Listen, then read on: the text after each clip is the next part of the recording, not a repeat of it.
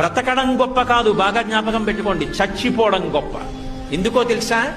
బ్రతకడం ఎలాగైనా బ్రతుకుతారు. ఆకలి, దాహము, జీర్ణము ఈ మూడు ఉంటే మనిషి ఎలా అయినా బ్రతకచ్చు. వేళపట్టున ఆకలేసి కుడితి తాగినా జీర్ణం అయిపోతే, ఆవు తింటున్న మినప్పొట్టు తినేసిన జీర్ణం అయిపోతే ఇబ్బంది లేదు.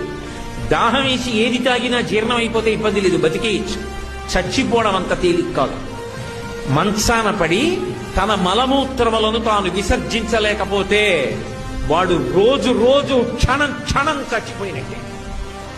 ఆ మలమూత్రములు తన శరీరంలోంచి బయటికి వస్తే పురుగులు పుట్టి శరీరాన్ని కొరికేస్తుంటే సొంత భార్య కూడా కంపులోకి రాలేక, పనివాళ్లు కూడా చెయ్యక, గది తలుపులు వేసేసి కుక్కకి పెట్టినట్టు గిన్నెలో తీసుకొచ్చి అన్నం పెడితే తాను చేసిన పాపాలు జ్ఞాపకానికి వచ్చి కుమిలిపోతే రక్షించేవాడు ఉండడు. అనాయాసంగా వెళ్లిపోవడం అంత గొప్పది. అది ఇవ్వగలిగిన వాడు శంకరుడు ఒక్కడే.